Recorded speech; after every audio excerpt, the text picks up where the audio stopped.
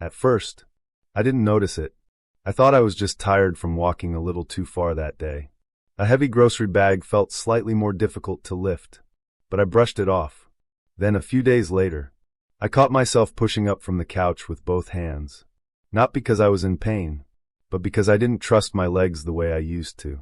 One morning, while folding laundry, I held up one of my favorite long-sleeve shirts. The sleeves felt a bit looser around the arms, almost like something was slowly slipping away. I hadn't lost weight, but something was definitely changing. Subtle, quiet, unspoken. No one told me that muscle doesn't vanish overnight.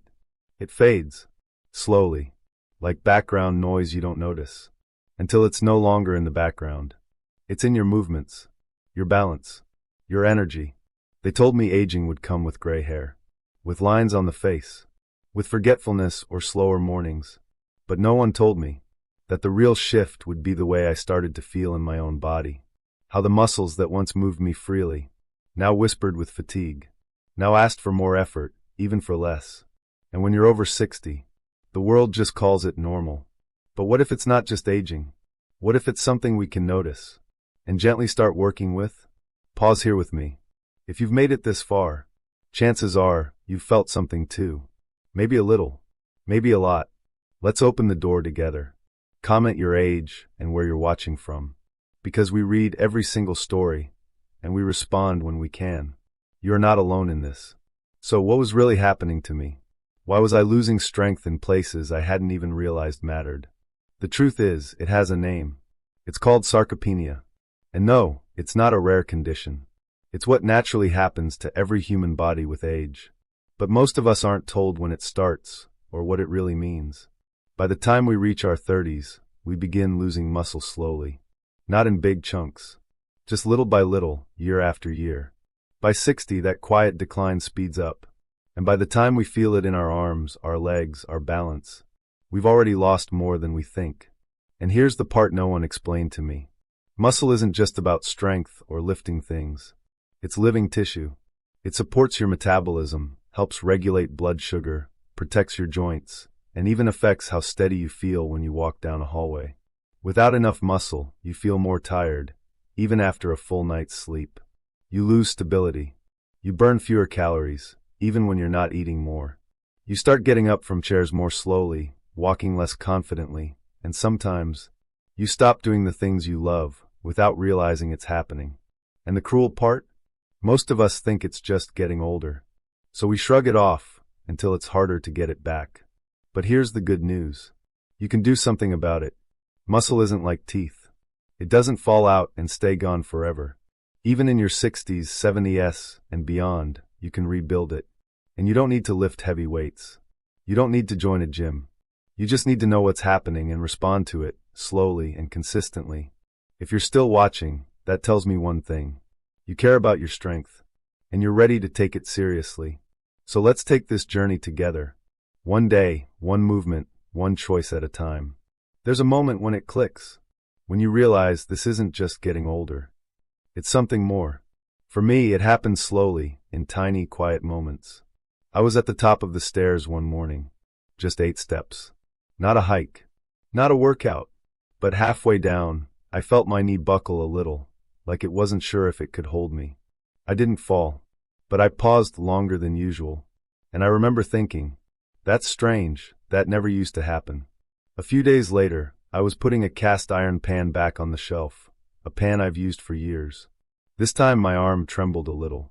Not with pain, just with weakness. It caught me off guard. Not enough to call a doctor, but enough to make me feel different. And then there was the park. I was with my grandson, Liam, he's 7. He ran ahead, calling me to chase him like we always do. And I tried, but after just a few steps, my legs didn't respond the way they used to. I felt heavy, slow, older than my age. And that's when it hit me. This wasn't just about aging. This was about declining strength, the kind that steals your freedom without warning. Not because you're lazy, not because you're sick, but because no one told you how to protect what you can't see slipping away. I started realizing that I was organizing my life around weakness, avoiding stairs, choosing chairs with arms, skipping walks if the weather wasn't perfect. And I asked myself, When did I start doing this? And why did no one warn me that I might? Because that's the hardest part. It doesn't happen overnight. You don't wake up and suddenly feel weak. You simply adapt. Until one day, you realize your life got smaller while you weren't looking. It's strange, isn't it? We talk about gray hair. We talk about wrinkles. We joke about forgetting things or misplacing glasses. But we don't talk about muscle loss. We don't talk about what it feels like to not trust your own legs. To reach for something and wonder if your arms will follow through. To stand in the shower and hesitate, just for a second. Why? Maybe because strength is something we associate with youth. With power. With identity. And when it starts to fade, it doesn't just affect your body. It touches something deeper. Something quieter. Your confidence. But no one warns you. No one says, hey, you might start to feel a little less stable. Here's what to do when that happens. Instead, we're told, it's just aging. You're not as young as you used to be. Take it easy. So we do. We slow down. We sit more. We lift less. And without realizing it, we make the decline worse. And here's the hard part. Doctors don't always bring it up either. Not because they don't care, but because they're focused on numbers. Blood pressure, cholesterol, medications, and sometimes the most important warning signs don't show up on a test.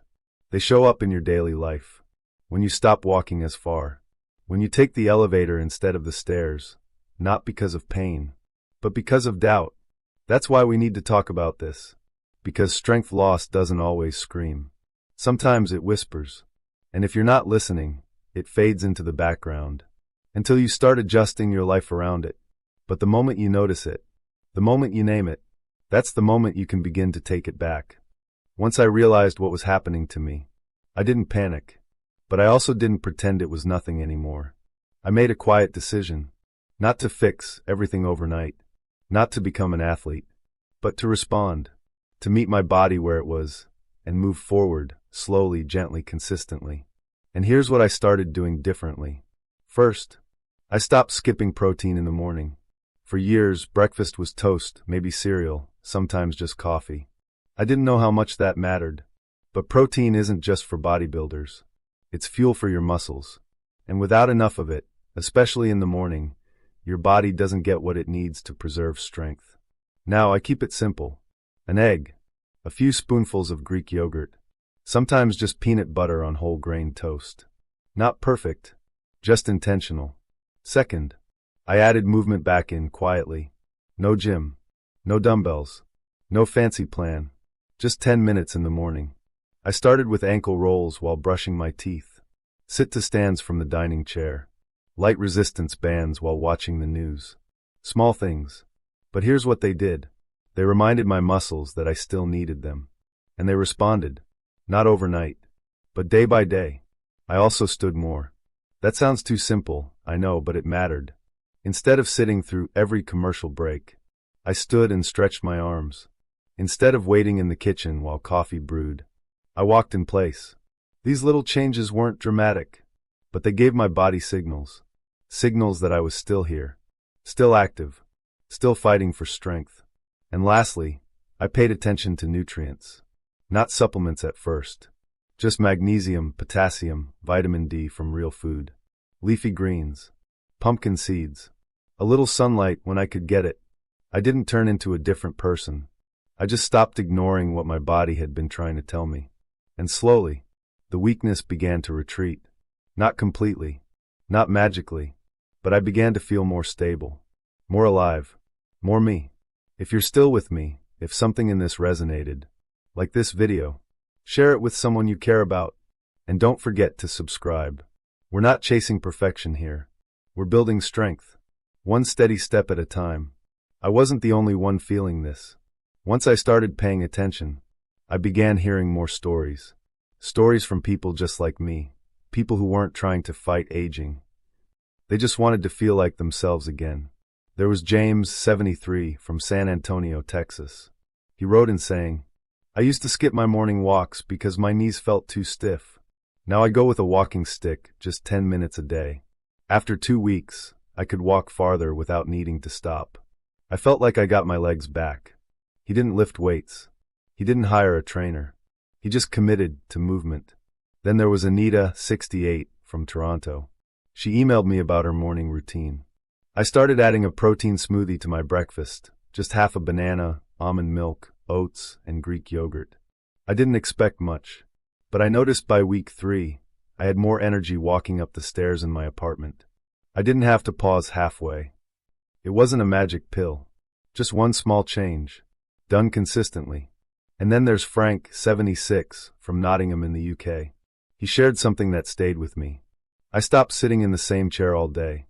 I set a timer to stand up every 30 minutes, sometimes just to stretch. It reminded me I'm still in control of my body, even if I'm not as fast as I used to be. These weren't dramatic stories. No overnight transformations. No miracle supplements. Just real people, reclaiming small pieces of their strength. And with it, their confidence. And hearing their stories gave me hope. Because when you're over 60, hope can feel like something you have to chase. But sometimes it just takes hearing from someone else who gets it. Someone who struggled and still found a way forward. So I'll ask you now, have you had a moment like that recently? A win, big or small? A sign that your body is still capable of more than you believed? If you have, share it below. Or just type, yes, if you're ready to start noticing those moments again. Because the truth is, you're not the only one walking this path. And you were never meant to walk it alone. By the time I noticed my own weakness, I started wondering, how long had it been happening before I realized? That's the hardest part about muscle loss. It doesn't announce itself. It doesn't hurt. It doesn't show up on blood work. It just creeps in, quietly. So if you're wondering whether this might be happening to you, here are 5 early signs to watch for. You don't need all 5. Even 1 or 2 may be your body asking you to listen more closely. Sign number 1. You struggle to lift everyday objects. Maybe it's the groceries. Maybe it's a bag of laundry. Maybe it's just a pan from the cupboard that suddenly feels heavier. It's not about pain. It's about effort. If something that used to feel light now takes more focus or strength to carry, that's a sign. Sign number 2. You push off with your hands when standing up. Try this next time you're seated. Can you stand up without using your arms? Most people over 60 begin to rely on their hands to rise from chairs or couches. It seems normal, but it's actually a sign that your legs are losing strength. It's subtle, but it matters. Sign number 3. You hesitate at curbs or stairs. You don't need to be afraid of falling to feel unsure. If stepping up onto a curb or the first step feels harder, if your balance feels just a bit off, that's your muscles, especially in the hips and thighs, not firing the way they used to. It doesn't mean you're weak. It means your body is asking for attention. Sign number 4. You get tired faster after walking. Let's say you walk through the grocery store or stroll around the block.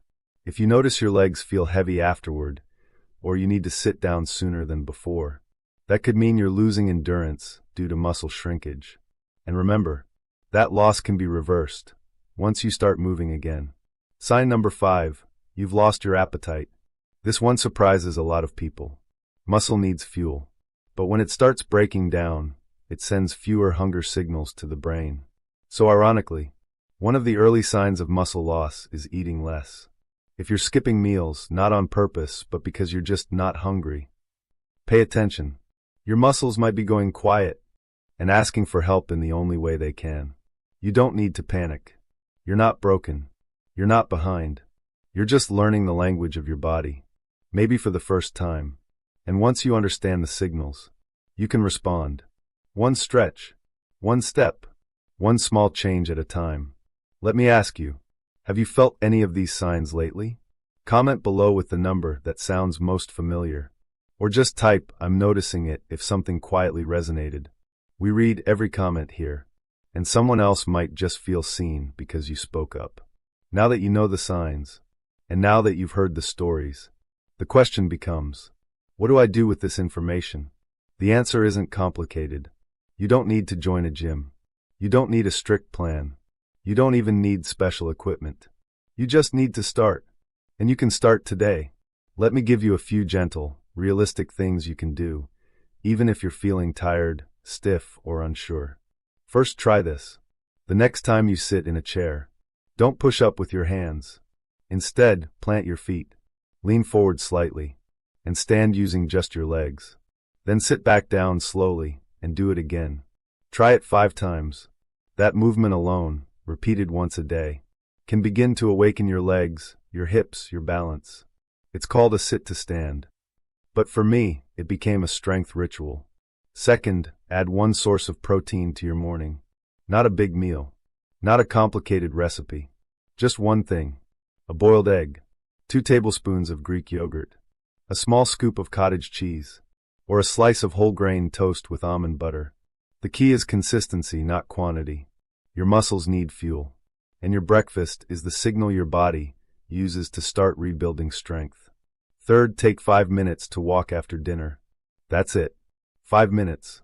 Walk around the house, around your garden, or up and down your hallway if it's cold outside. Even short walks after meals can improve circulation, reduce inflammation, and boost metabolism, all of which support muscle health. Fourth, stretch once a day. Not yoga. Not a workout. Just gentle stretching, arms above your head, hamstrings against the couch, ankles rolling while you sit. These movements tell your body, I'm still using you. I still need you. And your body listens. Fifth, notice how you sit. If you spend most of the day in a chair, try to stand for 1 minute every half hour. You don't need to do jumping jacks. Just stand. Breathe. Maybe stretch your arms. It's a reset. For your blood flow. For your spine. And for your muscles. These aren't complicated.